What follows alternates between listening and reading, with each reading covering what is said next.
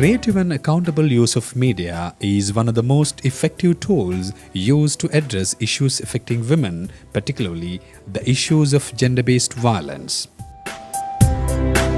Even though there is a progressive legal system in place for this issue in Sri Lanka, it does not make significant changes in the societal perception towards women.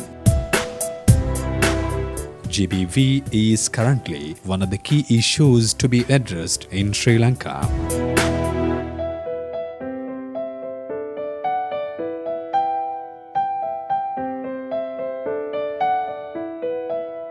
I think for 30 years there has been a movement, and I think it has had some impact, but I think there's a lot of work to be done. And I think gender-based violence is not something that is limited to, for example, domestic violence. There's violence institutionalized, there's violence in the legal and administrative framework, there's discrimination in laws in the society, there's underlying violence, emotional violence, violence in workplace, violence in the media.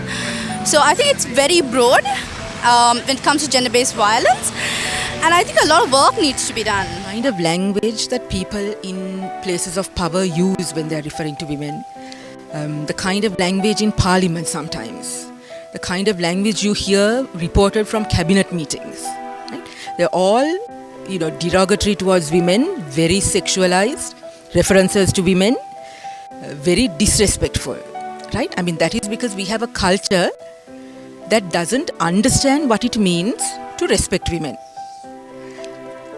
And that really needs to be changed and challenged. And I think that that's important that we challenge that culture, because that really is at the culture, that's the culture that is at the root of violence against women. It's not only women who are subjected to violence, it's marginalized communities, people with diverse sexual orientations, people of minorities.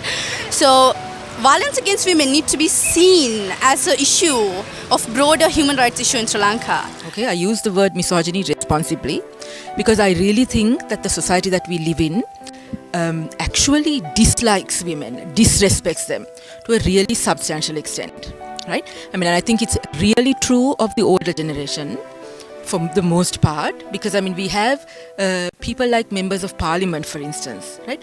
The Minister of Women's Affairs recently has said some really horrendous things about women, women's rights activists, and people like that.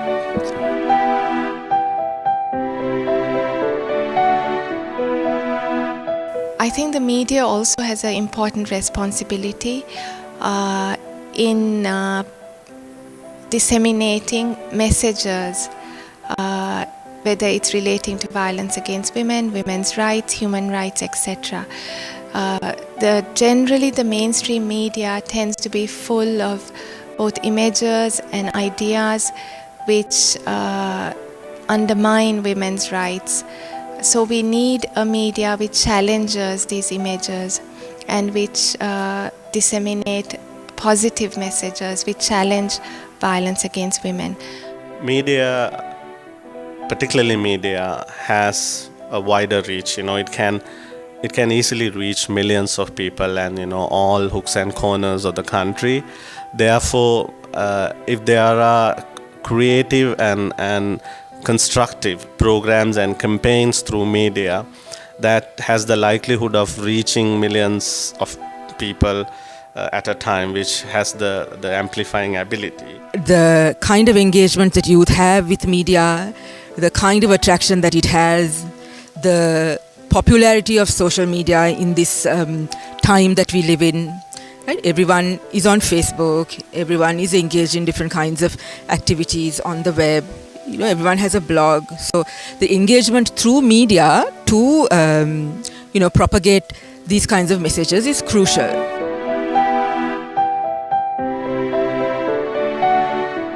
Violence against women, it's not just about a man hitting a woman. It's about how women are perceived, how women are seen, and how women are treated, as well as how women are talked to. And I think in combating against violence against women, it is equally important to engage both men and women.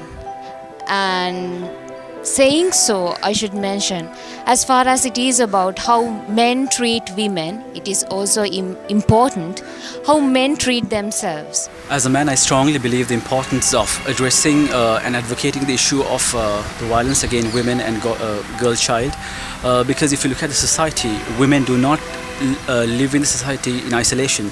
They do share the space with men and women, so it has to be, addressed with the engagement of both parties. Unfortunately, since majority of the violence against women are committed by men and boys, it's important to engage them as perpetrators and potential perpetrators.